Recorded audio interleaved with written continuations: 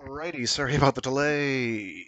Welcome back to another thrilling installment of Mecha Mondays. I'm your intrepid narrator slash pilot Fragath, and today we're doing more of All You Need Is Kill by Hiroshi Sakurazaka. Yeah, that's what we're doing. I said it, it's happening. So previously on, spoilers for the last line of previously on. Static crackled in my headphones. Someone was talking to me. A woman. It was our savior, the Full Metal Bitch, Valkyrie Reborn, Mad Warger Rita, Rita Vrataski. How many loops is this for you? So, he's not alone in his Groundhog Day-esque limbo slash purgatory slash hell. Hopefully those migraines don't get any worse for him. We'll see.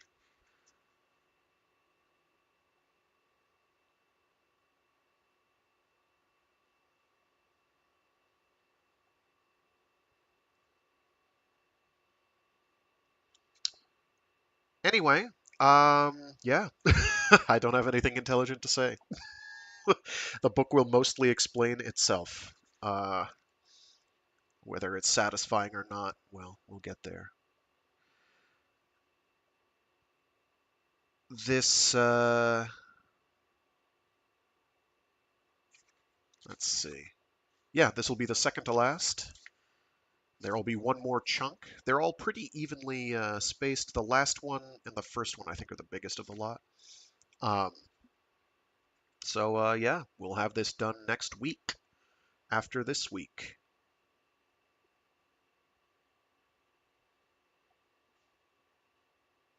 So, and the afterword, which is like a page and a half at most. It's pretty short. Anyway, I'm not really sure how I'm going to fit in the other cover art. This one is taken from one of the volumes of the manga. It's got a manga. It's actually got an American Western comic book adaptation as well, which I have not read but have a couple covers for. Didn't know they existed, in fact, until I was searching for covers for this. Um, which is neat. It's always a fun process when I'm poking through, being like, oh shoot, I need cover art. And then being like, there was a this edition? That's cool. And yeah, with that, we're going to get cracking. Sorry. Cool.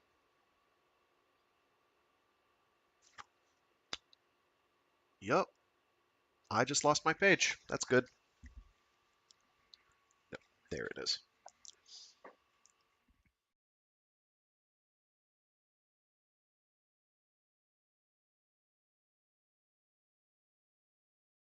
Chapter 3 Full Metal Bitch. 1. A brilliant sun traced crisp shadows on the ground. The air was so clean you could have gotten a clear sniper shot from kilometers away. Above the field, the 17th Company's flag snapped in a moist southerly breeze blowing off the Pacific. The sea air held a scent that snaked its way down your nose and tickled your tongue on its way to your throat. Rita knitted her brow. It wasn't the stench of a mimic. More like the slightly fishy fragrance you got excuse me, more like the slightly fishy fragrance you got from those bowls of nuoc mam sauce, which I assume is some sort of Vietnamese dish based on, or possibly Malaysian. I don't actually know what it is. Wartime tensions and the constant threat of death aside, the Far East really wasn't so bad. The coastline, so difficult to defend, afforded beautiful sunsets. The air and water were clean.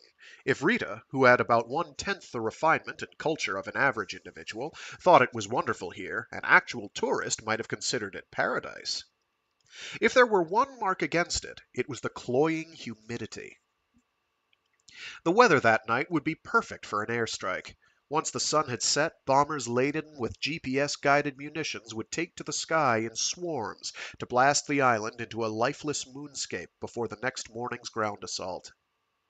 The beautiful atoll and the flora and fauna that called it home would all share the same fate as the enemy, if everything went according to plan. Beautiful day, don't you think, Major Vrataski?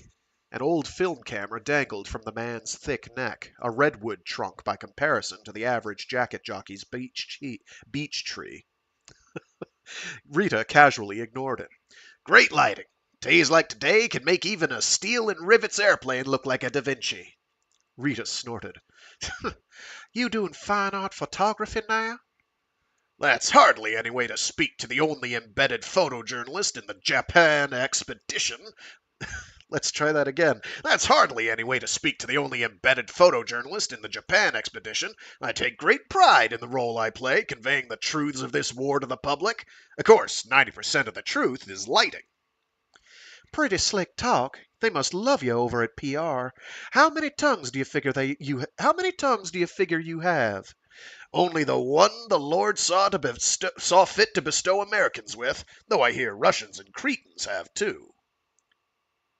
Well, I hear there's a Japanese god who pulls out the tongues of liars. Don't do anything to get yours in trouble. Perish the thought.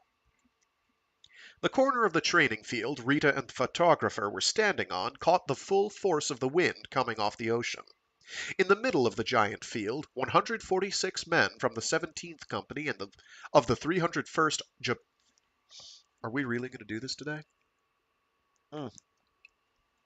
Embarrassing how much my tongue is tripping over itself today. I am so sorry. I try not to interject like that, but man, sometimes. The corner of the training field Rita and the photographer were standing on caught the full force of the wind coming off the ocean. In the middle of the giant field, 146 men from the 17th Company of the 301st Japanese Armored Infantry Division were frozen in neat rows along the ground.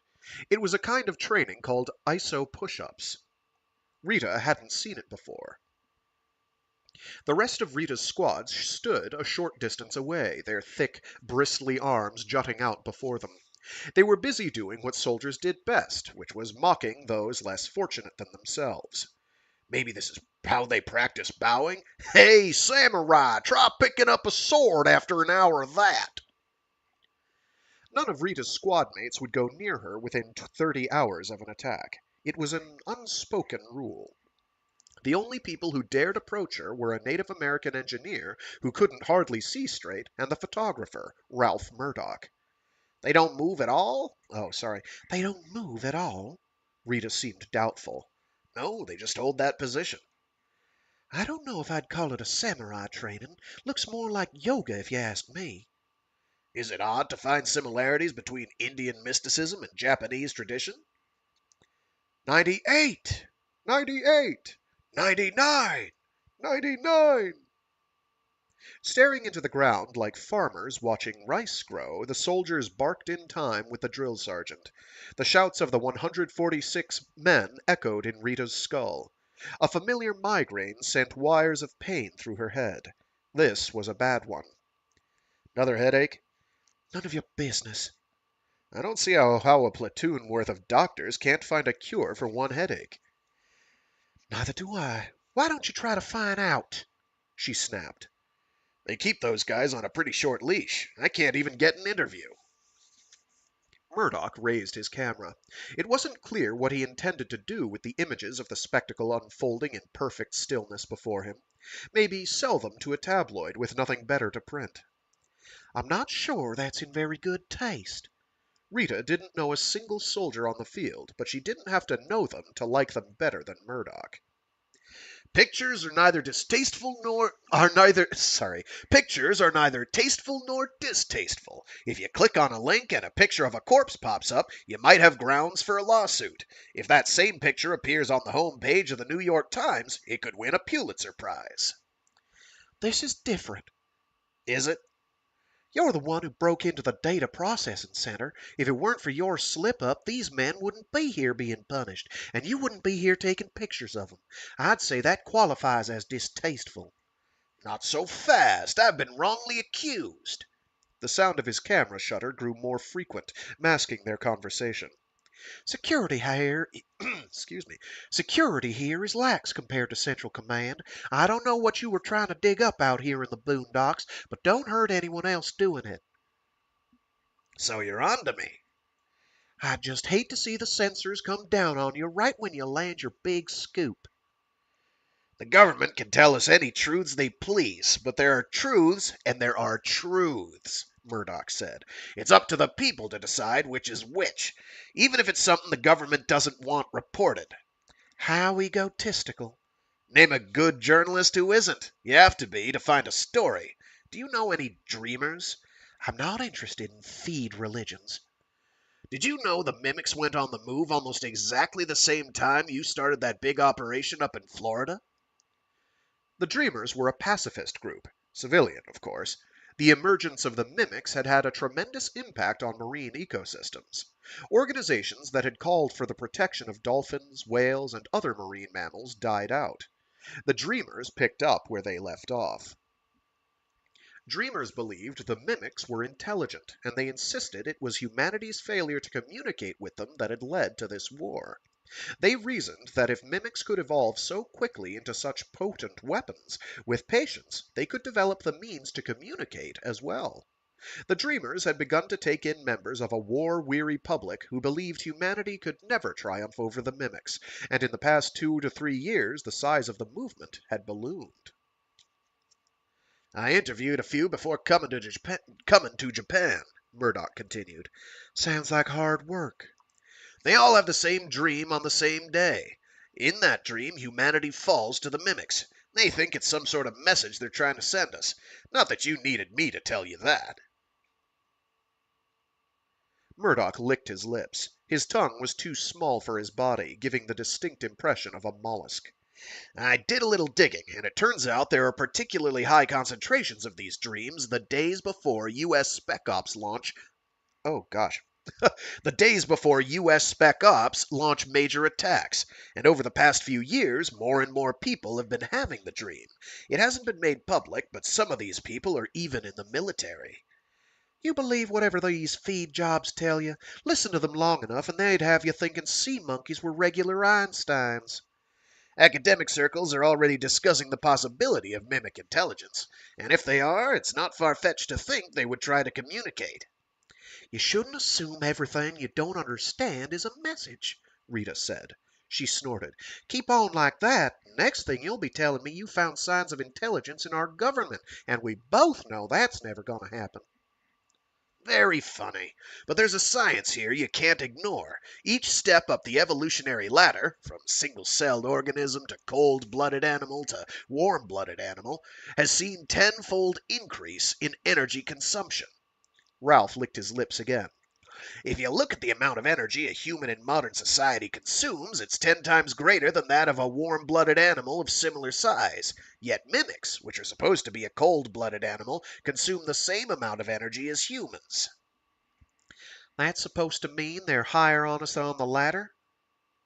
Oh, sorry. That's supposed to mean they're higher than us on the ladder? That's quite a theory. You should have it published. I seem to recall you saying something about having dreams. Sure I have dreams. Ordinary dreams. To Rita, looking for meaning in dreams was a waste of time. A nightmare was a nightmare, and the time loops she'd stumbled into in the course of the war, well, they were something else entirely. We have an attack coming up tomorrow. Did any of the people you interviewed get a message? Absolutely. I called L.A. this morning to confirm it. All three had had the dream. Now I know it's not true. That's impossible. How would you know? This is only the first time through today. That again? How can a day have a first time or a second time? Just hope you never find out. Murdoch made a show of shrugging. Rita returned her gaze to the unlucky men on the field. Jacket jockeys didn't have much use for muscle. Endurance was the order of the day, not stamina-draining burst power. To build their endurance, Rita's squad practiced a standing technique from Kung Fu known as Ma Bu. Ma Bu consisted of spreading your legs as though you were straddling a horse and maintaining the position for an extended period of time. In addition to strengthening leg muscle, it was an extremely effective way to improve balance. Rita wasn't sure what benefit, if any, the ISO push-ups were supposed to have. It looked more like punishment, plain and simple. The Japanese soldiers, packed together like sardines in a can, remained frozen in that one position. For them, this probably ranked among the worst experiences of their lives. Even so, Rita envied them this simple memory. Rita hadn't shared that sort of throwaway experience with anyone in a long, long time. The stifling wind tugged at her rust-red hair. Her bangs, still too long no matter how many times she cut them, made her forehead itch. This was the world as it was at the start of the loop. What happened here only Rita would remember. The sweat of the Japanese soldiers, the whoops and jeers of the U.S. Special Forces, it would all be gone without a trace. Maybe it would have been best not to think about it, but watching these soldiers training the day before an attack, sweat-soaked shirts sticking to their skin in the damp air, she felt sorry for them. In a way, this was her fault for bringing Murdoch along with her. Rita decided to find a way to shorten the PT and put an end to this seemingly pointless exercise. So what if it instilled a samurai fighting spirit? They'd still wet themselves the first day they ran into a mimic assault. She wanted to stop it, even if it was a sentimental gesture that no one but herself would ever appreciate. Surveying the training field, Rita chanced upon a pair of defiant eyes staring directly at her. She was accustomed to being looked on with awe, admiration, even fear, but she'd never seen this. A look filled with such unbridled hatred from a complete stranger. If a person could shoot lasers from their eyes, Rita would have been baked crisper than a Thanksgiving turkey in about 3 seconds. She had only met one other man whose eyes even approached the same intensity. Arthur Hendrick's deep blue eyes had known no fear. Rita had killed him, and now those blue eyes were buried deep in the cold earth. Judging by his muscles, the soldier staring at her was a rookie not long out of boot camp. Nothing like Hendricks. He had been an American, a lieutenant, and the commander of the U.S. Special Forces Squad. The color of this soldier's eyes was different. His hair, too. His face and body weren't even close. Still, there was something about this Asian soldier that Rita Vrataski liked.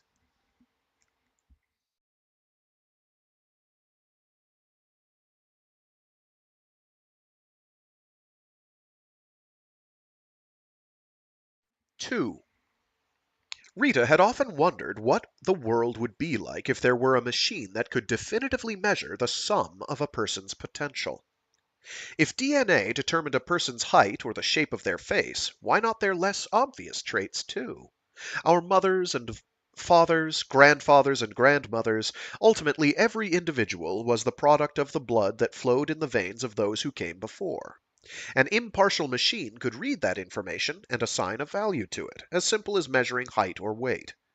What if someone who had the potential to discover a formula to unlock the mysteries of the universe wanted to become a pulp fiction writer? What if someone who had the potential to create unparalleled gastronomic delicacies had his heart set on civil engineering? There is what we desire to do and what we are able to do. When those two things don't coincide, which path should we pursue to find happiness?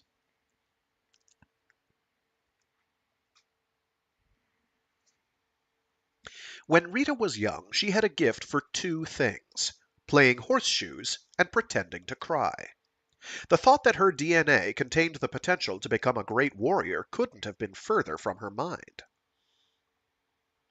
Before she lost her parents when she was 15, she was an ordinary kid who didn't like her carrot top hair. She wasn't particularly good at sports, and her grades in junior high were average. There was nothing about her dislike of bell peppers and celery that set her apart. Only her ability to feign crying was truly exceptional. She couldn't fool her mother, whose eagle eyes saw through her every ruse, but with anyone else she'd have them eating out of her hand after a few seconds of waterworks.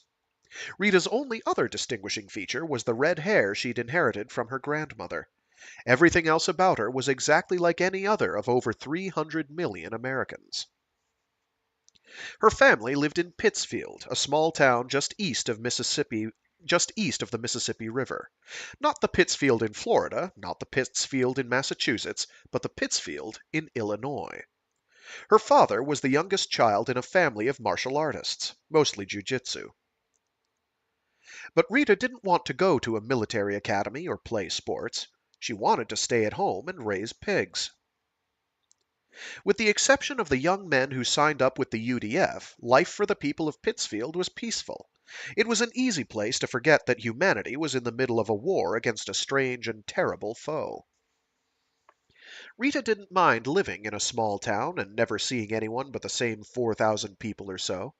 Listening to the squeals of the pigs day in and day out could get a little tiresome, but the air was clean and the sky wide. She always had a secret spot where she could go to daydream and look for four-leafed clovers. An old retired trader had a small general store in town. He sold everything from foodstuffs and hardware to little silver crosses that were supposed to keep the mimics away. He carried all natural coffee beans you couldn't find anyplace else. The mimic attacks had turned most of the arable land in developing countries to desert, leaving luxury foods like natural coffee, tea, and tobacco extremely difficult to come by. They'd been replaced with substitutes or artificially flavored tasty-likes. Oh, taste-alikes. Sorry. It's all one word, Tastealikes. I probably would have inserted hyphens, taste-a likes. They'd been replaced with substitutes or artificially flavored taste-alikes that usually failed. Rita's town was one of many attempting to provide the produce and livestock needed by a hungry nation and its army. The first victims of the mimic attacks were also the most vulnerable, the poorest regions of Africa and South America, the archipelagos of Southeast Asia. Countries that lacked the means to defend themselves watched as the encroaching desert devoured their land. People abandoned the cultivation of cash crops, the coffee, tea, tobacco, and spices coveted in wealthier nations, and began growing staples, beans and sorghum, anything to stave off starvation. Developed nations had generally been able to stop the mimic advance at the coastline, but much of the produce they had taken for granted disappeared from markets and store shelves overnight. Rita's father, who had grown up in a world where even Midwesterners could have fresh sushi every day, was, it is no exaggeration to say, a coffee addict. He didn't smoke or drink. Coffee was his vice. Often he would take Rita by the hand and sneak off with her to the old man's store when Rita's mother wasn't watching. The old man had skin of bronze and a bushy white beard. When he wasn't telling stories, he chewed the stem of his hookah hose between puffs. He spent his days surrounded by exotic goods from countries most people had never heard of. There were small animals wrought in silver, grotesque dolls, totem poles carved with the faces of birds or stranger beasts. The air of the shop was a heady mix of the old man's smoke, untold spices, and all natural coffee beans still carrying a hint of the rich soil in which they grew. These beans are from Chile, these here are from Malawi in Africa, and these traveled all the way down the Silk Road from Vietnam to Europe, he'd tell Rita.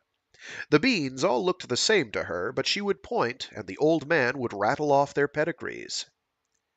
Got any Tanzanian in today? Her father was well versed in coffee. What, you finished the last batch already? Now you're starting to sound like my wife. What can I say? They're my favorite. How about these? Now these are really something. Premium Kona coffee grown on the big island of Hawaii. Seldom find these even in New York or Washington. Just smell that aroma. Aroma. The wrinkles on the old man's head deepened into creases as he smiled. Rita's father crossed his arms, clearly impressed. He was enjoying this difficult dilemma. The countertop was slightly higher than Rita's head, so she had to stand on tiptoe to get a good look. They got Hawaii. I saw it on TV. You're certainly well informed. Oh, they got Hawaii. I saw it on TV. You're certainly well informed, young lady. You shouldn't make fun. Kids watch way more news than grown-ups do. All they care about is baseball and football. You're certainly right about that.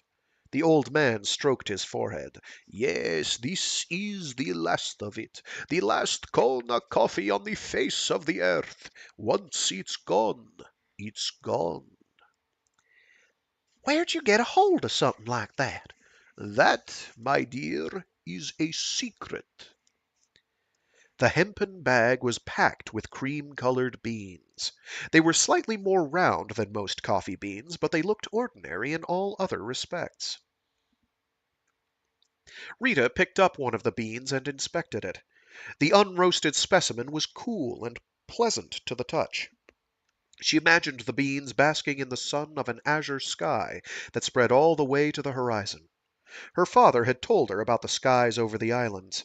Rita didn't mind that the skies in Pittsfield were a thin and watery blue, but just once she wanted to see the skies that had filled those beans with the warmth of the sun. Do you like coffee, young lady? Not really. It's not sweet. I prefer chocolate. Pity. It smells nice, though, and these ones definitely smell best of all, Rita said.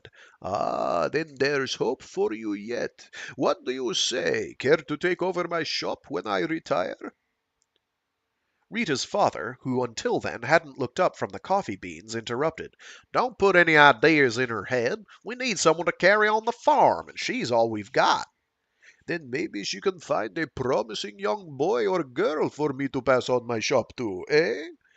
I don't know. I'll think about it, Rita answered with indifference.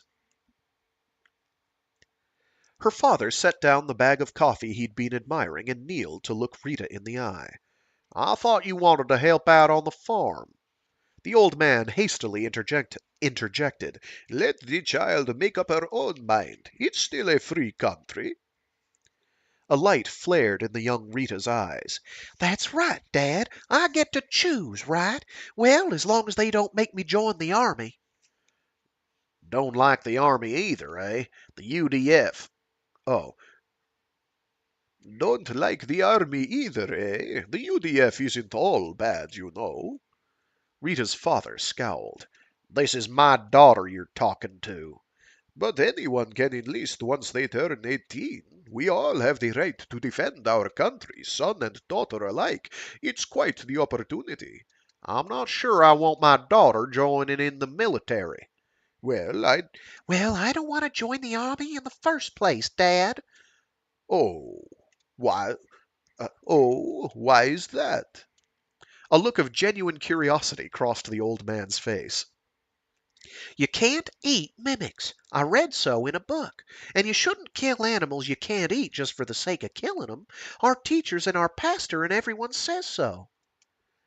You're going to be quite a handful when you grow up, aren't you? I just want to be like everybody else. Rita's father and the old man looked at each other and shared a knowing chuckle. Rita didn't understand what was so funny. 4 years later, the mimics would attack Pittsfield. The raid came in the middle of an unusually harsh winter. Snow fell faster than it could be cleared from the streets. The city was frozen to a halt. No one knew this at the time, but mimics send out something akin to a scouting party before an attack, a small, fast-moving group whose purpose is to advance as far as possible, then return with information for the others. That January, 3 mimics had slipped past the UDF quarantine and made their way up the Mississippi River undetected. If the townspeople hadn't noticed something suspicious moving in the shadows, it's doubtful the scouting party would have taken particular notice of Pittsfield, with its livestock and acres of farmland. As it turned out, the shot fired from the hunting rifle of the night watch led to a massacre. The state guard was immobilized by the snow. It would be hours before a UDF platoon could be lifted in by helicopter. By then, half the buildings in town had burnt to the ground, and 1 out of 3 of the town's 1,500 residents had been killed. The mayor, the preacher, and the old man from the general store were among the dead. Men who had chosen to grow corn rather than join the army died fighting to defend their families. Small arms were no use against the mimics. Bullets only glanced off their bodies. Mimic javelins ripped through the walls of the wooden and even brick houses with ease. In the end, a ragged bunch of townspeople defeated the three mimics with their bare hands. They waited until the mimics were about to fire before rushing them, knocking the creatures into each other's javelins. They killed two of the mimics this way and drove off the third. Dying, Rita's mother sheltered her daughter in her arms. Rita watched in the snow as her father fought and was killed. Smoke spiraled up from the flames. Brilliant cinders flitted up into the night. The sky glowed blood red. From beneath her mother's body, already beginning to grow cold, Rita considered. Her mother, a devout Christian, had told her that pretending to cry was a lie, and that if she lied, when God judged her immortal soul, she wouldn't be allowed into heaven. When her mother told Rita that if mimics didn't lie they could get into heaven, the girl had grown angry. Mimics weren't even from Earth. They didn't have souls, did they? If they did, and they really did go to heaven, Rita wondered whether people and mimics would fight up there. Maybe that's what awaited her parents. The government sent Rita to live with some distant relatives. She stole a passport from a refugee 3 years older than she who lived in a run-down apartment next door and headed for the UDF recruiting office. All over the country, people were getting tired of the war. The UDF needed all the soldiers they could get for the front lines. Provided the applicant hadn't committed a particularly heinous crime, the army wouldn't turn anyone away. Legally, Rita wasn't old enough to enlist, but the recruiting officer barely even glanced at her purloined passport before handing her a contract. The army granted people one last day to back out of enlistment if they were having second thoughts. Rita, whose last name was now Vrataski, spent her last day on a hard bench outside the UDF office. Rita didn't have any second thoughts. She wanted only one thing: to kill every last mimic that had invaded her planet. She knew she could do it. She was her father's daughter.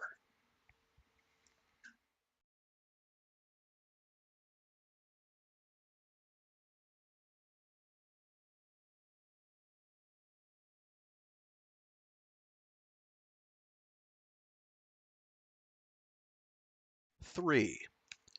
On the next clear night, look up in the direction of the constellation humanity calls Cancer. Between the pincers of the right claw of that giant crab in the sky sits a faint star. No matter how hard you stare, you won't see it with the naked eye. It can only be viewed through a telescope with a 30-meter aperture. Even if you could travel at the speed of light, fast enough to circle the Earth 7.5 times in a single second, it would take over 40 years to reach that star. Signals from Earth scatter and disperse on their journey across the vast gulf between. On a planet revolving around this star lived life in greater numbers and diversity than that on Earth. Cultures more advanced than ours rose and flourished, and creatures with intelligence far surpassing that of H. sapiens held dominion. For the purposes of this fairy tale, we'll call them people. One day, a person on this planet invented a device called an eco-forming bomb. The device could be affixed to the tip of a spacecraft. This spacecraft, far simpler than any similar craft burdened with life and the means to support it, could cross the void of space with relative ease. Upon reaching its destination, the ship's payload would detonate, showering nanobots over the planet's surface. Immediately upon arrival, the nanobots would begin to reshape the world, transforming any harsh environment into one suitable for colonization by the people who made them. The actual process is far more complicated, but the details are unimportant. The spacecraft ferrying colonists to the new world would arrive after the nanobots had already completed the transformation. The scholars among these people questioned whether it was ethical to destroy the existing environment of a planet without first examining it. After all, once done, the process could not be undone. It seemed reasonable to conclude that a planet so readily adapted to support life from their own world might also host indigenous life, perhaps even intelligent life, of its own. Was it right, they asked, to steal a world, sight unseen, from its native inhabitants? The creators of the device argued that their civilization was built on advancements that could not be undone. To expand their territory, they had never shied away from sacrificing lesser life in the past. Forests had been cleared, swamps drained, dams built. There had been countless examples of people destroying habitats and driving species to extinction for their own benefit. If they could do this on their own planet, why should some unknown world in the void of space be treated differently? The scholars insisted that the eco-forming of a planet which might harbor intelligent life required direct oversight. Their protests were recorded, considered, and ultimately ignored. There were concerns more pressing than the preservation of whatever life might be unwittingly stomped out by their eco-forming projects. The people had grown too numerous for their own planet, and so they required another to support their burgeoning population. The chosen world's parent star could not be at too great a distance, nor would a binary or flare star suffice. The planet itself would have to maintain an orbit around a G-class star at a distance sufficient for water to exist in liquid form. The one star system that met these criteria was the star we call the Sun. They did not worry for long that this one star might be the only one in this corner of the Milky Way that was home to intelligent life like their own. No attempt was made to communicate. The planet was over 40 years away at the speed of light, and there was no time to wait 80 years for the chance of a reply.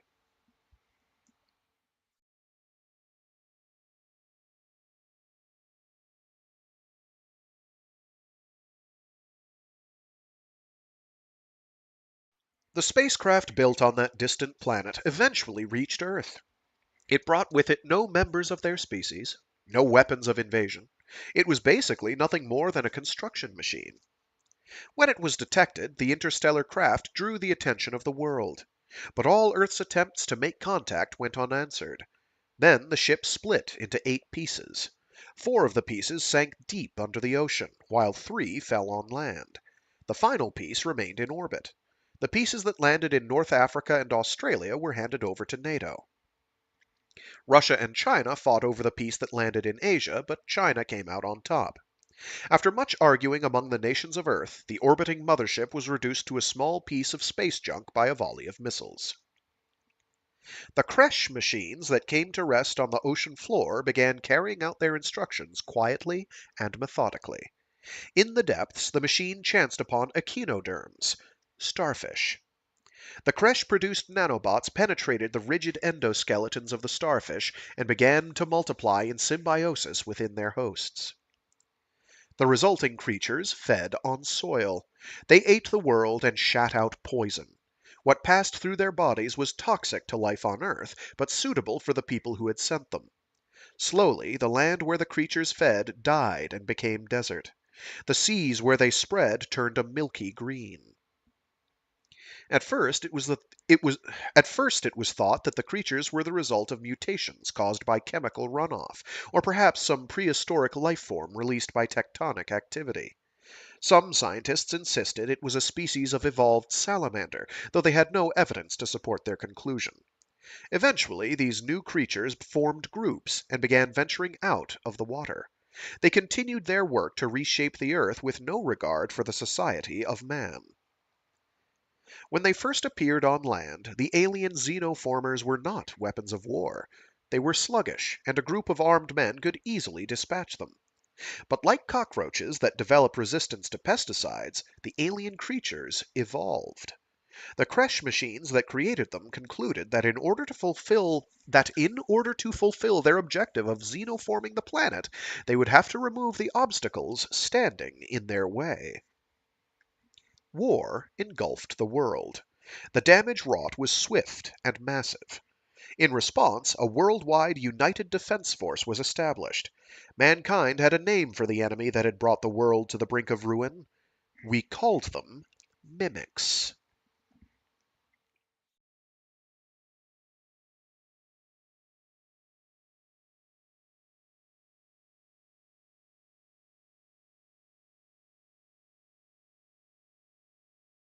Four. Rita Vrataski joined U.S. Special Forces after the battle that earned her the role Oh, sorry. Rita Vrataski. Rita Vrataski joined U.S. Special. It's just going to be like this today. It is. It just is. I'm so sorry. Come on.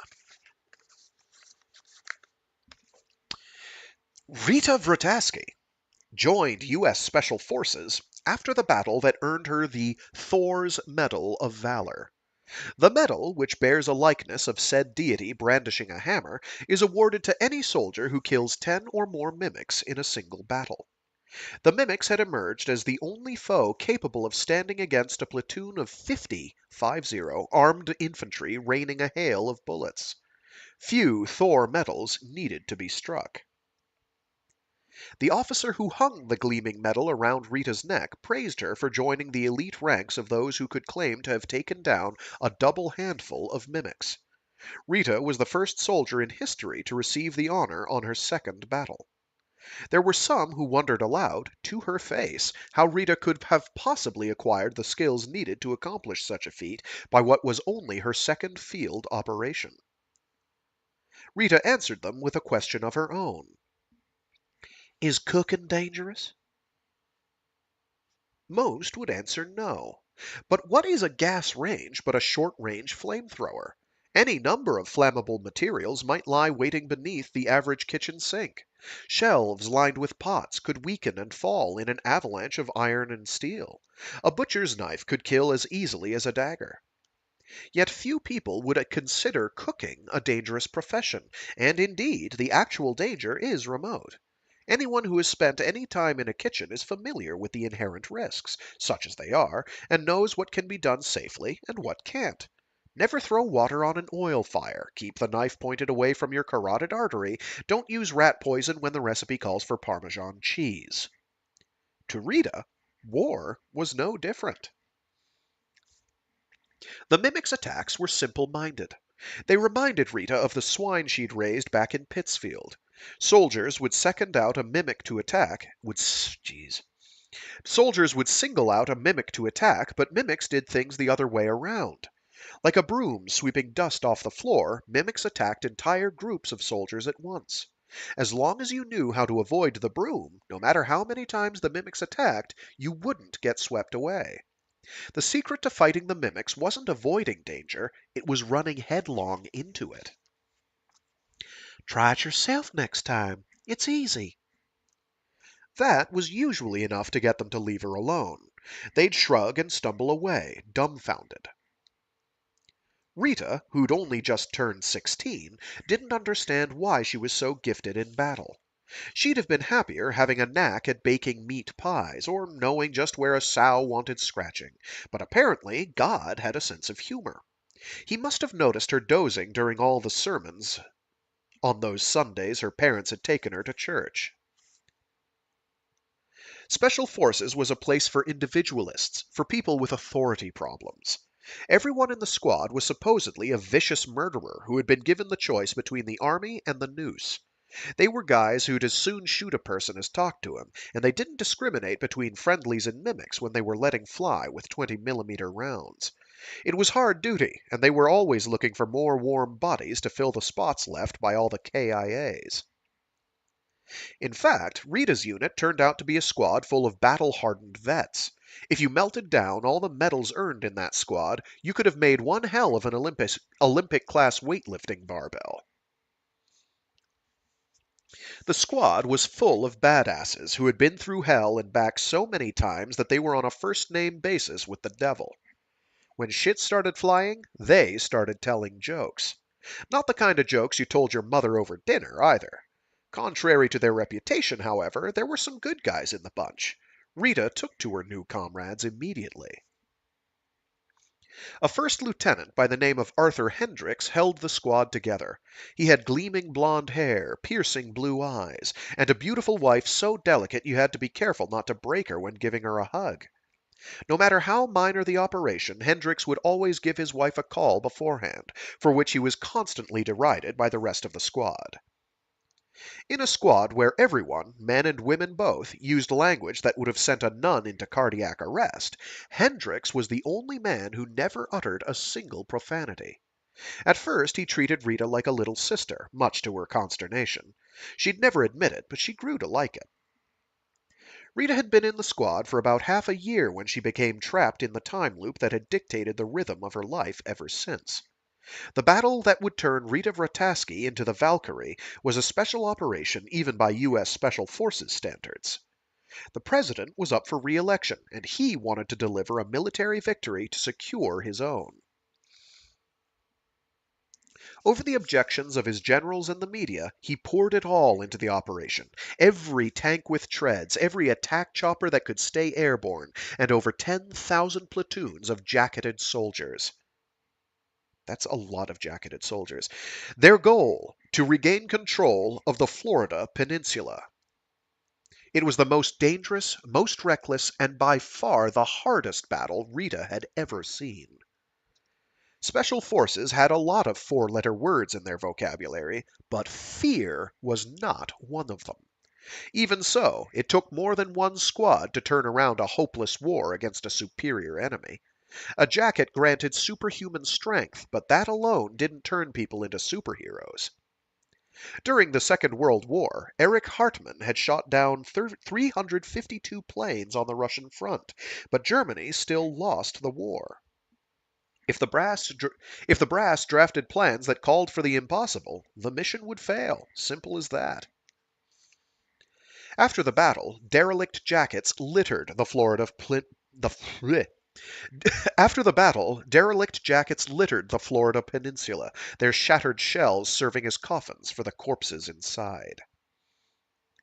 Rita Vrataski had somehow managed to toe the piano wire thin line that snaked between life and death.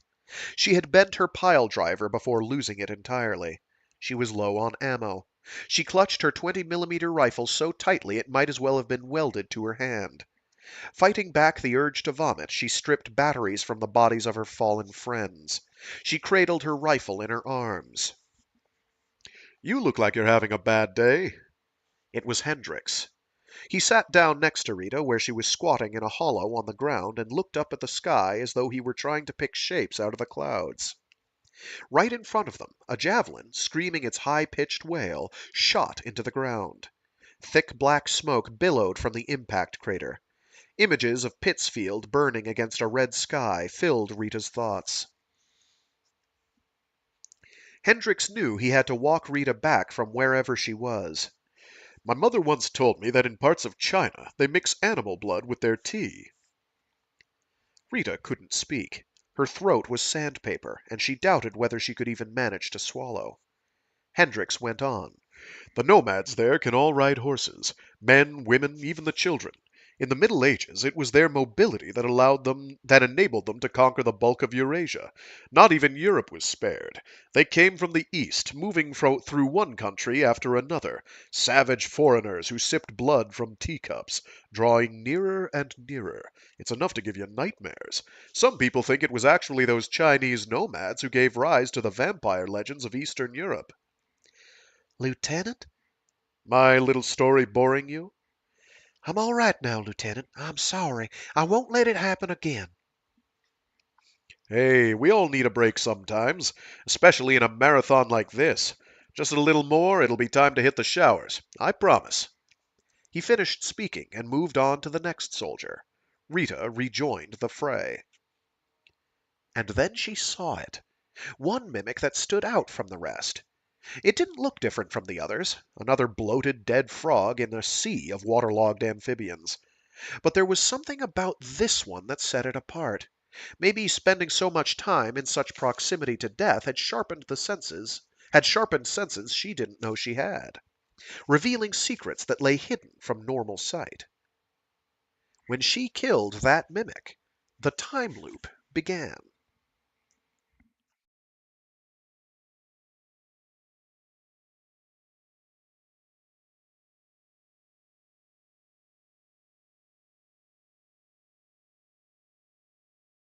There was always one mimic at the heart of the network, a queen of sorts. Its outward appearance was the same as the others.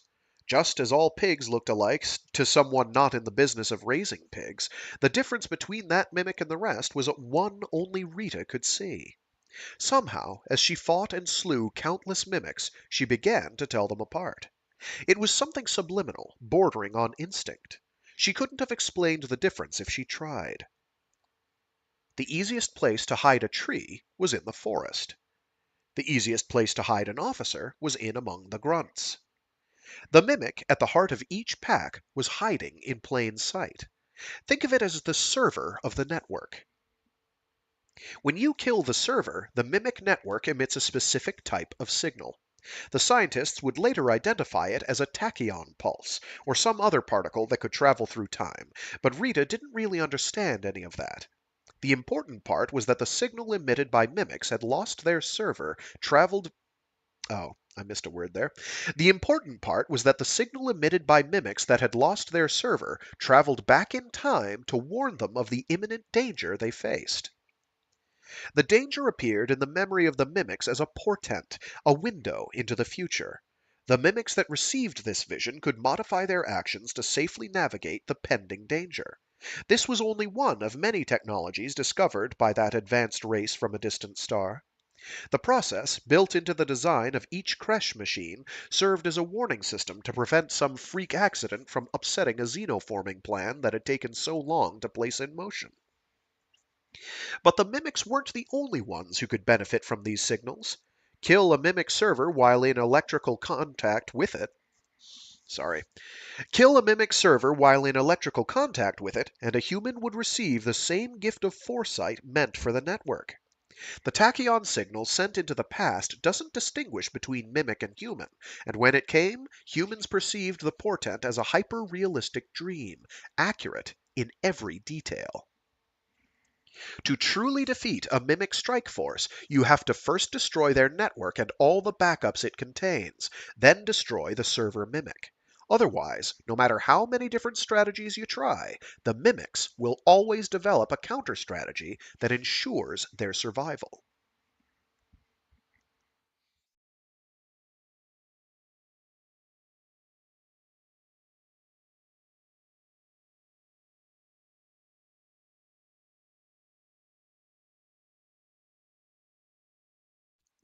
One, destroy the antenna. 2. Massacre every mimic being used as backup for the network. 3. Once the possibility for transmissions to the past has been eliminated, destroy the server. 3 simple steps to escape to the future. It took Rita 211 passes through the loop to figure them out. No one Rita told would believe her. The army was used to dealing in concrete facts. No one was interested in far-fetched stories involving time loops. When Rita finally broke out of the loop and reached the future, she learned that Arthur Hendricks had died. He was one of 28,000 killed in the battle. In the 2 days Rita had spent in an endless circle of fighting, she'd managed to research the history of war, scour the feeds for information about the mimics, and enlist a goofball engineer to make her a battle axe. She had succeeded in breaking the loop, in changing her own future, yet Hendrix's name still ended up with the letters KIA printed beside it. Rita finally understood. This was what war really was. Every soldier who died in battle was nothing more than another figure in the calculus of estimated casualties. Their hardships, joys, and fears never entered into the equation. Some would live, others would die. It was all up to the impartial god of death called probability.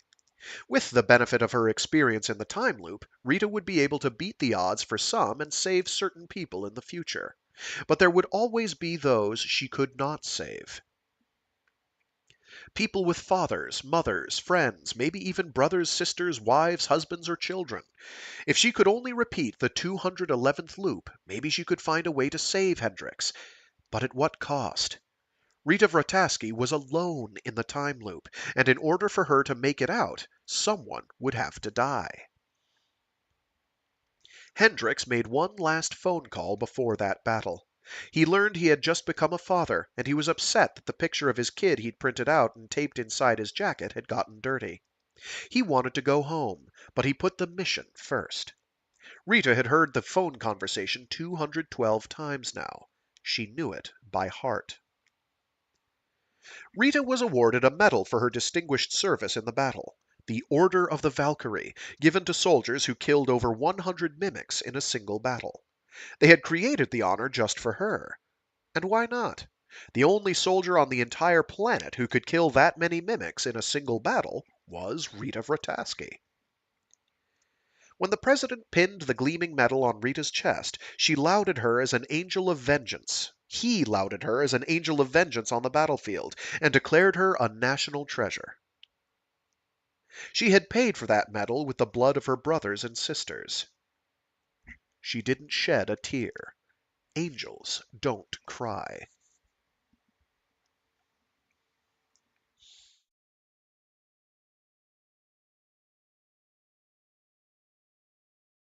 Five. Rita was redeployed. The name Full Metal Bitch and the awe it inspired rippled through the ranks. A top-secret research team was created to study the time loop. After poking, prodding, and probing Rita, the lab coats drafted a report claiming it was possible that the loops had altered Rita's brain, that this was the cause of her headaches, and half a dozen other things that didn't actually answer any questions. If it meant wiping the mimics off the face of the Earth, she didn't care if their space feeds split her skull in two. The President had given Rita authority to act with total autonomy on the battlefield. She spoke less and less with the other members of her squad.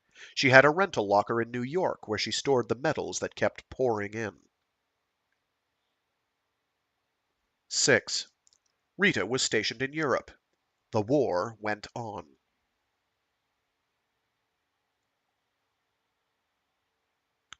7. North Africa. When Rita heard their next assignment would be on some islands in the Far East, she was glad. Asian corpses would be a fresh change from the usual blacks and whites of the Western Front. Of course, no matter how much raw fish they ate over there, the blood still came up gushing out the same shade of red when a mimic javelin ripped up a man in his jacket. When all was said and done, she'd probably tire of seeing them, too. 8. Rita was familiar with cormorant fishing, a traditional Japanese technique. The fishermen tie a snare at the base of the trained cormorant's neck just tight enough to prevent it from swallowing any of the larger fish it catches, and then play out enough rope to enable the bird to dive into the water and fish. Once the cormorant has a fish, the fishermen pull the bird back and make it spit out its catch. Rita felt that her relationship to the army was a lot like a cormorant's relationship to a fisherman. Rita was in the army because that was how she made her living. Her job was to go out and kill mimics, and bring their corpses back to her masters. In return, they provided her with everything she needed to live and took care of life's little annoyances without her ever having to know they were there. It was a give and take relationship, and in her mind it was fair. Rita took no pleasure in the notion of being the savior of the earth, but if that's what the army wanted, so be it. In dark times, the world needed a figure for people to rally behind. Japan's quarantine line was on the verge of collapse. If the enemy managed to break through at I'm going to struggle with this one every time, and I'm sorry. If the enemy managed to break through at Kotoiushi, mimics would swarm the industrial complex on the main island. With the cutting-edge factories and technologies Japan brought to the table lost, there would be an estimated 30% drop in the effectiveness of the jackets they used to wage the war. The ramifications would be felt throughout the UDF. Without someone to interrupt the tachyon transmissions, the battle would never end. Technically, it was possible to drive them back with an overwhelming show of force. After several loops, the mimics would realize they couldn't win, and they would withdraw with as few casualties as possible. But that wasn't the same as defeating them. They would simply retreat beneath the ocean, out of humanity's reach, and gather their strength. Once they had assembled an insurmountable force, they would attack again, and there would be no stopping them a second time. Fighting a war with the mimics was a lot like playing a game with a child. They had decided they were going to win before the game had even started, and they wouldn't give up until they won. Little by little, humanity was losing ground. The duration of the mimic time loops was approximately 30 hours. Rita repeated each loop only once. The first time through a battle, she assessed the casualties her squad had sustained. The second time through, she won. In that first pass, she could see what the strategy was and learn who died. But the lives of her friends were in the merciless hands of fate. That couldn't be changed. Before each battle, Rita secluded herself to clear her thoughts. One of the privileges of her station was that Rita had her own private room so that no one Oh, sorry. One of the privileges of her station was that Rita had her own private room that no one was allowed to enter. Rita's squad understood that the 30 hours before a battle were a special time for her. The average soldier in the squad wasn't aware of the time loop, but they knew that Rita had her reasons for not wanting to talk to anyone in the time leading up to the battle. They kept their distance out of respect. Even though space was exactly what Rita wanted, it still made her feel alone.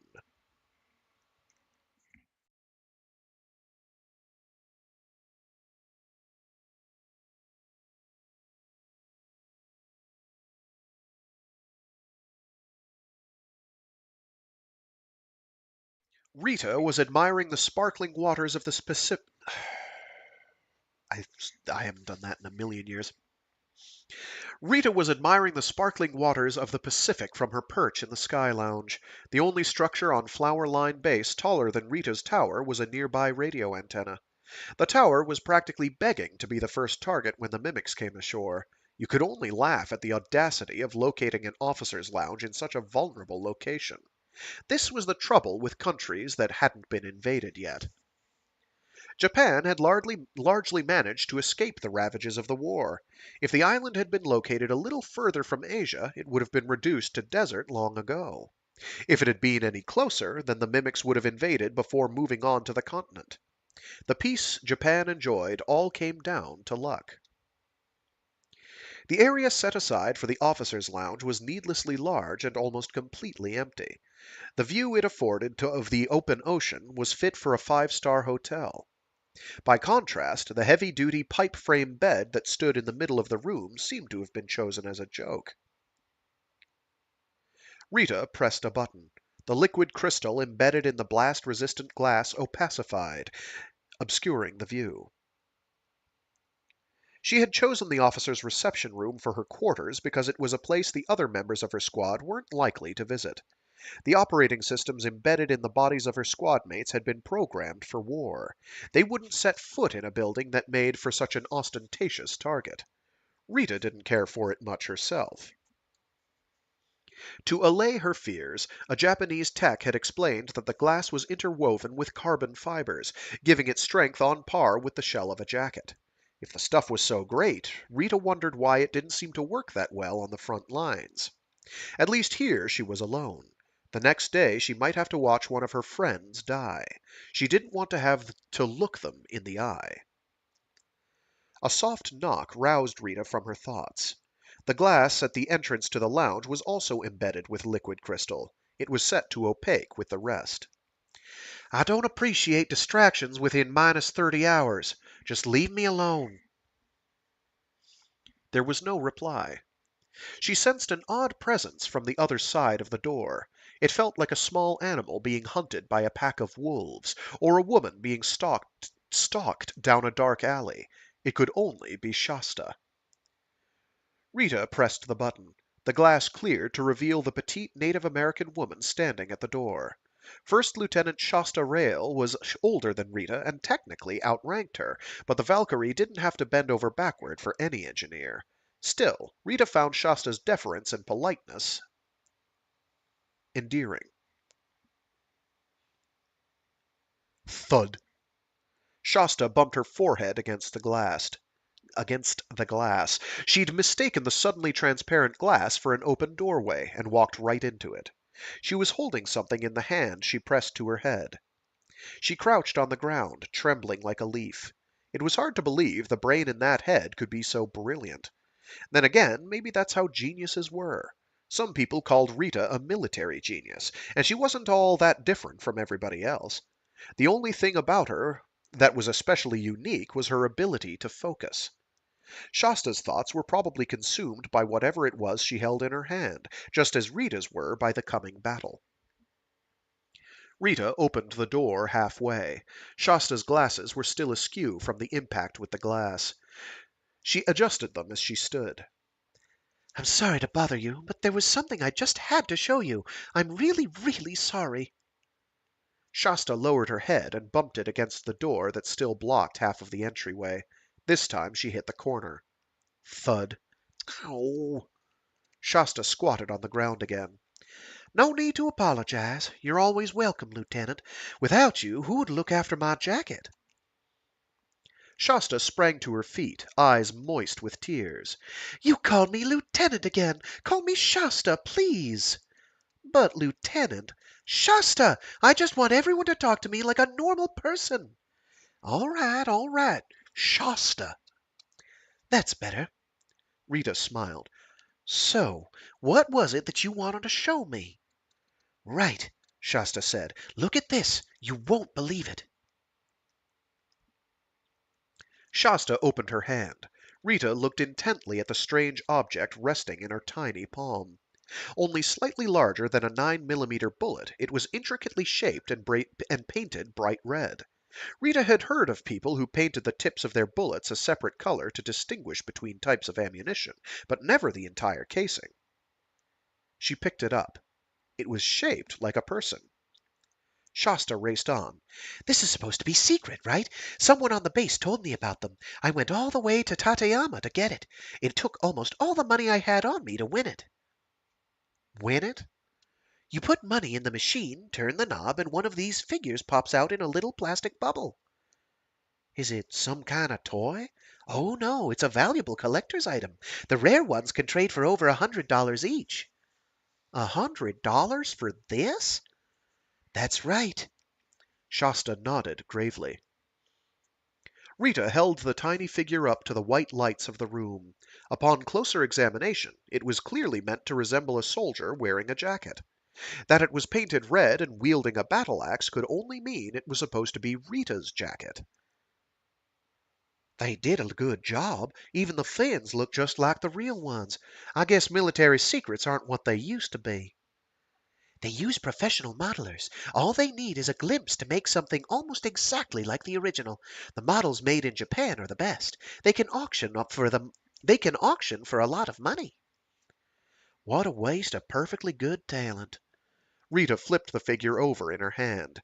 Etched across the feet were the words, Made in China. China still has time to make toys? I heard they can't even keep up with the production of the jacket control chips. They've got a bigger workforce to go around. Remember that senator who was forced to resign after he said China could afford to lose as many people as there are in the entire United States and still have over a billion left? There are no pieces of punctuation in that sentence. Let's try that again. All one breath. Remember that Oh, yeah. Remember that senator who was forced to resign after he said China could afford to lose as many people as there are in the entire United States and still have over a billion left? Well, they actually have lost millions of people down in the South, but they've been able to throw enough resources at it to hold the line. It's hard to believe we come from the same planet. America's at war, and we still find the time to turn out terrible movies. Rita couldn't argue with that. The UDF existed to protect a world obsessed with creating worthless piles of crap, Rita thought. It was amazing how people could pour their hearts and souls into such trivial things. Not that this was necessarily a bad thing. No one appreciated that more than Rita, whose only skill was killing. I have lots more. Shasta pulled a handful of figures from her overalls. What's this? Some sort of pig frog from the dark reaches of the Amazon? That's a mimic. So much for your professional modelers. This is what they look like in the movies, so it is the real thing as far as the public's concerned, anyway. Believe me, this is what's in the movies, down to the last wrinkle. What about this one? You should know. It's Rita Vrataski. You! The figure was lean, prodigiously endowed, and sported curly blonde hair. It was hard to find a single feature that even remotely resembled Rita. As it happened, Rita had actually met the actress the cast to play her in the movies once. It was difficult to say she didn't fit the role of a jacket jockey, since Rita herself hardly did, but the woman they picked for the part was far too glamorous for a soldier fighting on the front lines. Rita compared her figure with that of the mimic. Suddenly, the mimic modeler wasn't looking so far off. Mind if I hold on to this? Rita picked up the full metal bitch figurine that bore her no resemblance. What? You won't miss one, will you?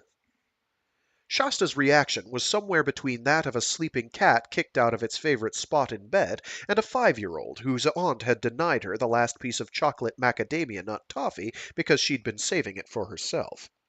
The look on her face would have sent applications to MIT plummeting if prospective students had known she was an alumna who had graduated at the top of her class.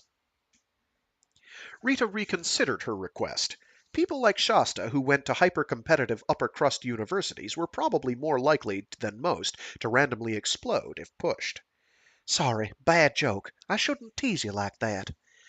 No, I'm the one who should apologize, Shasta said.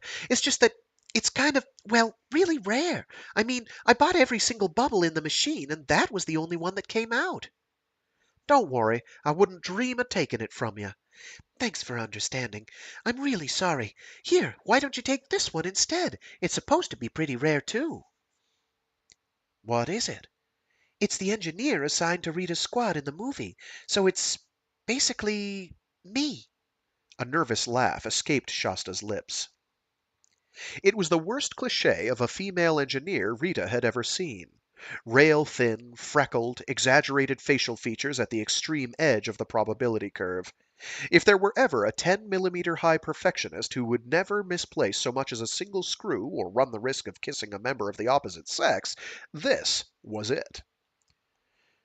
Of course, the real, brilliant engineer it was supposedly based on probably hit her head on her own locker at least twice a day, so it just went to show that you never really knew.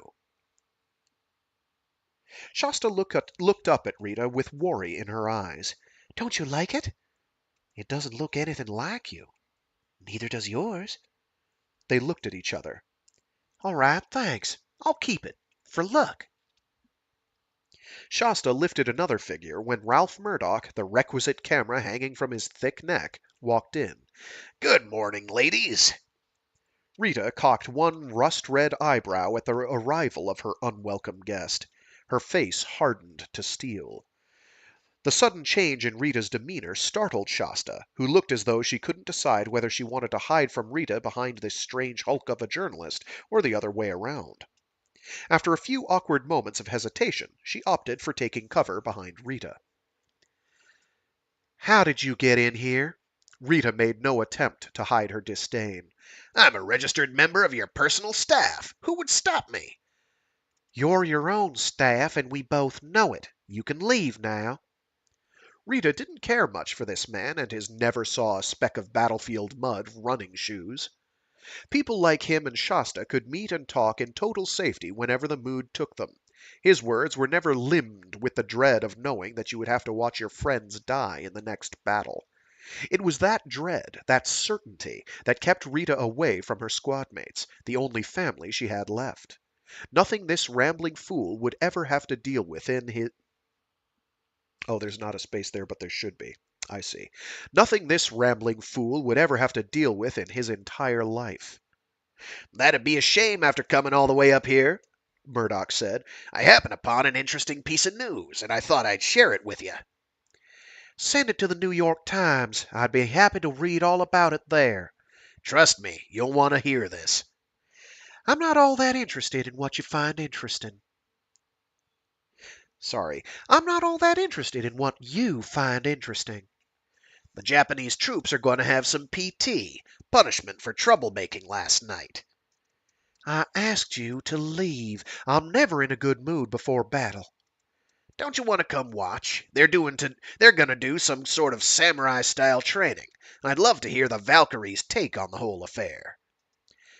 Your mother must have been disappointed when the abortion only killed your conscience, Rita said. Zing. Such talk from a nice, sweet girl like you. I'd say it next time, too, but I can't be bothered. Come again? Believe me, I'd rather not. Murdoch raised an eyebrow.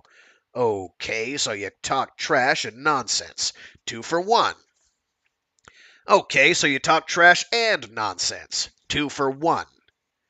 I guess it must be catching. Fine, so I have no conscience and I'm going straight to hell. You told me the same thing in Indonesia when I took those pictures of the crying kid running from a pack of mimics. Hell's too good for you. You just find a way to get a picture of Satan and use it to worm your way through heaven's back door. I'll take that as a compliment. A smile spread across the Valkyrie's lips. It was the same smile that came to her in those dark hours on the battlefield, when it was at least hidden behind her helmet. Shasta's body tensed. Murdoch took a step back without even realizing it. Well, the full metal bitch said, I'm about to step into hell, and until I do, I don't want to see your face again.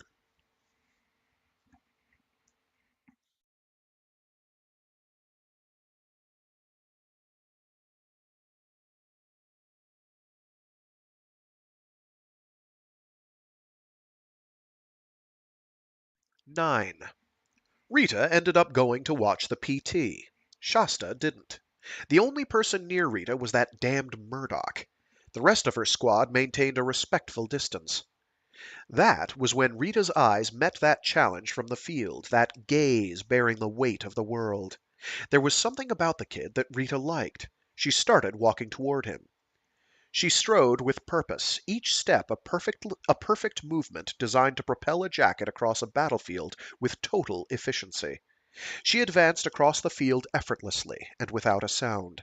To get 100% out of a jacket, a soldier had to be able to walk across a room full of eggs without cracking a single one. That meant being able to perfectly distribute their body weight with every step. The soldier was still staring at Rita. She walked right to him, then made a 90-degree turn and headed toward the tent where the brigadier general was sitting. She gave him one regulation salute. The brigadier general cast a doubtful glance at Rita. Rita was a sergeant major by rank, but she was also in the U.S. Corps, so their actual relative places in military hierarchy were a little muddy. Rita remembered this man. He had been attached at the hip to the general who had made a beeline to shake Rita's hand at the start of the frivolous reception held to welcome the special forces. There were plenty of officers who had climbed the ranks without ever fighting on the front lines, but this one seemed to have a special love for grandstanding and ass-kissing. They spoke briefly, the general seemingly bemused and Rita's stance and body language well practiced. Then Rita returned to the field, walking past the ranks of men who seemed to bow before her. She chose a spot beside the soldier who'd been staring daggers at her and started her ISO push-up. She could feel the heat of his body radiating through the chill air between them. The soldier didn't move. Rita didn't move. The sun hung high in the sky, slowly roasting their skin. Rita spoke in a low voice only the soldier beside her could hear. Do I have something on my face? Not that I can see. Other than a slightly odd intonation, the soldier's burst was clear and easy to understand. Nothing like back in North Africa. People from the former French colonies couldn't speak burst to save their lives. Burst English, or simply burst, was a language created to deal with the problem of communication in an army comprised of soldiers from dozens of countries. It had a pared-down vocabulary and as few grammatical irregularities as possible. When they drafted the language, they deliberately struck all the profanities from the official vocabulary list, but you couldn't keep a bunch of soldiers from adding fuck in its various noun, verb, and adjective forms to everything anyway. You've been staring at me for a while now. I guess I have, he said. There's something you want from me? Nothing I want to discuss like this. Then let's wait until this is done. Shit for brains, Kyria! You're slipping! The lieutenant barked. Rita, with the disinterested expression of someone who'd never had a need for human contact in her entire life, continued her ISO push-up. ISO push-ups were a lot rougher than they looked. Beads of sweat formed along your hairline, streamed past your temples, ran into your eyes, making them burn from the salt, and traced the line of your neck before falling from your chest. Having to endure that itch as it makes its way down your body was a lot like what a soldier had to endure encased in a jacket. This samurai training isn't completely worthless after all, Rita decided. When things got too hard to bear, it was best to let your mind wander. Rita let her thoughts drift from her own body's screams of protest to the surroundings. The brigadier general from the General Staff Office looked baffled by the intruder in his proceedings. For him, a man who had never experienced a moment of real armed conflict, maybe this training field, with its gentle ocean breezes, was part of the war. To people who had never breathed in that mixture of blood, dust, and burning metal that pervaded a battlefield, it was easy to imagine that deployment was war, that training was war, that climbing some career ladder was war. There was only one person for whom the war extended to that tranquil day before the battle. A woman named Rita Vrataski and her time loops.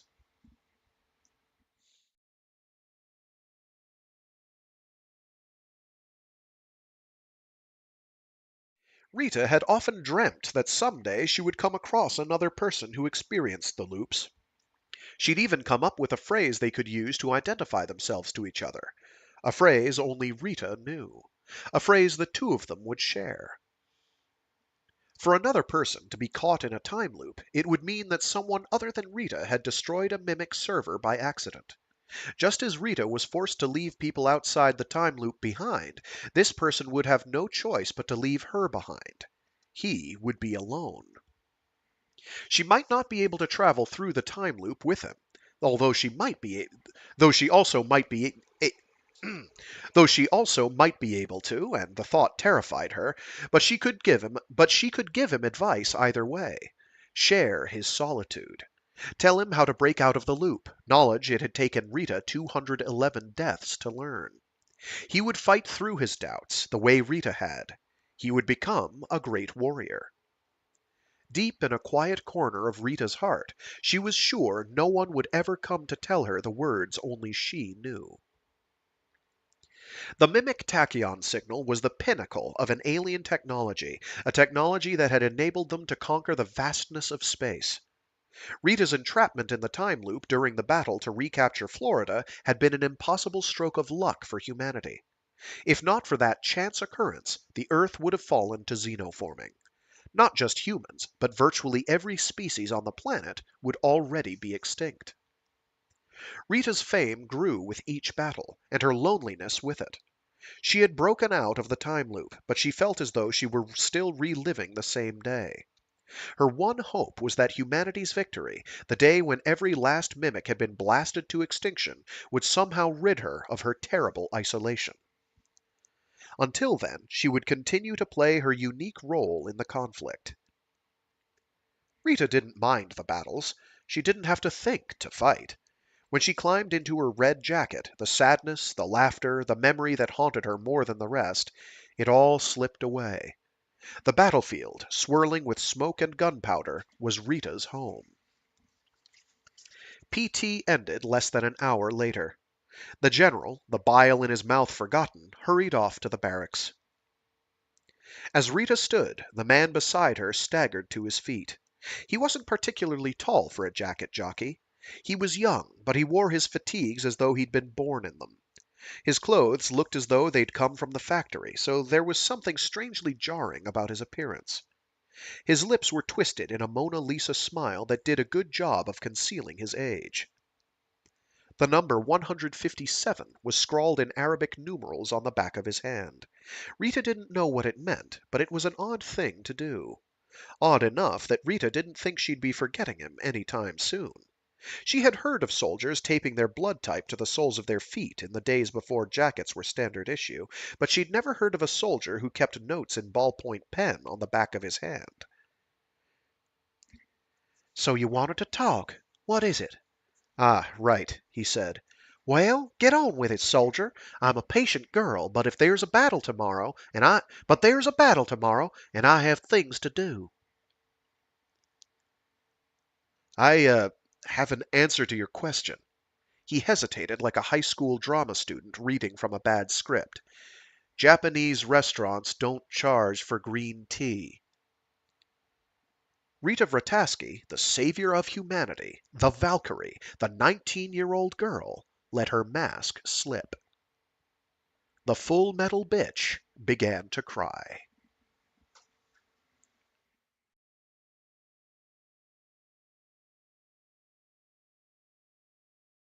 And that's where we're going to leave off this week. A short one this go round. Next week's will be longer. It is the climax and finale of the book. Sorry about my delivery today. I was stuffy most of the time I was reading, and that doesn't help. Or at least my sinuses were bloated, and that has all kinds of subtle interactions with how your mouth forms shapes. So it gets harder to do it consistently. I apologize. So we've learned the backstory of Rita Vrataski. So yeah, things all things are rosy from here on out, I'm sure. So going forward, next week we'll finish this next Monday. And then I have to decide if I'm going to read a moderately trashy, sort of powered armor adjacent novel entitled Manfac by Martin Caden. Um, it's it's not trashy, but it's not exactly what I'd call high fiction either.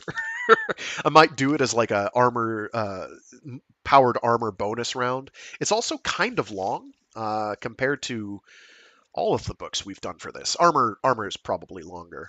Um, and it's not nearly as good as any of the three selections we've gone with. Um, I might throw it in anyway. Otherwise, I'll move on to doing either something like either Full Metal Panic, the novelization thereof, or what's it called? Yukikaze, which is not powered armor, but it's aircraft, and it's some legitimately good sci-fi that I highly recommend. Um, would that we'd get anything beyond the second volume translated ever. We won't. It's okay. I've made peace with that, but it doesn't stop me from being ever so slightly bitter. So anyway, yeah, that's going to be it for today. This Wednesday we'll continue reading through um,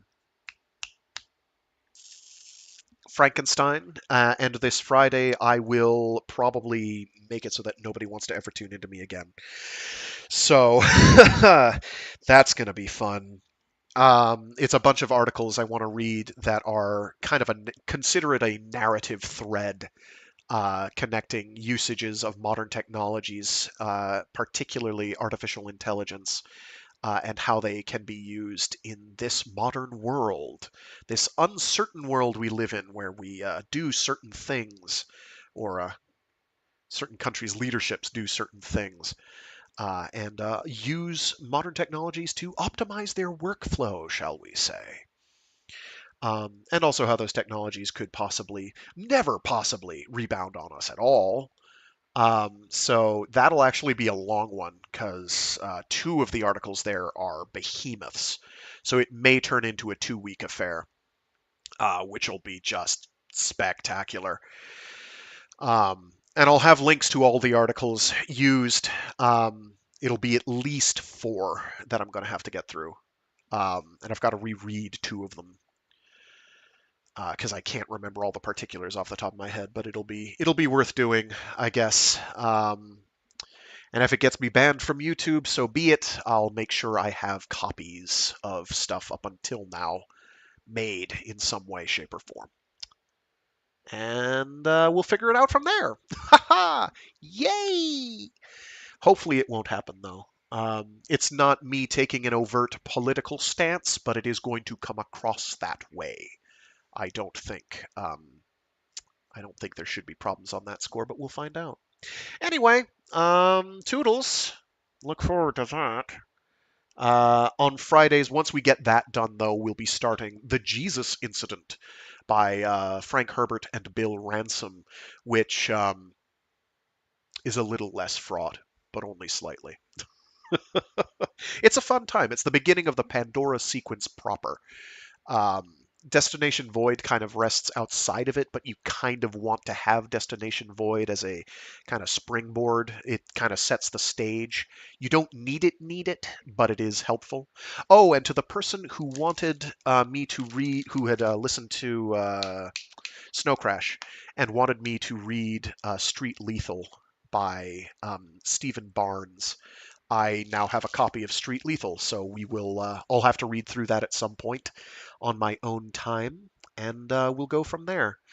Uh, we'll see if it's a. We'll see if it's something I could get away with.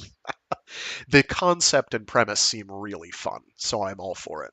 Anyway, until next time, toodaloo, stay safe, stay sane, and be decent to each other. And if you haven't yet and you're in Amerikanski, make sure you're registered to vote, and do vote when the time comes. It's sort of important. And even if it seems like the system is rigged to prevent your vote from having any meaning as an individual, it's still something you kind of have to do. Not participating is waiving your right to complain about the results and stuff. Soapbox is firmly under my feet there, and I apologize.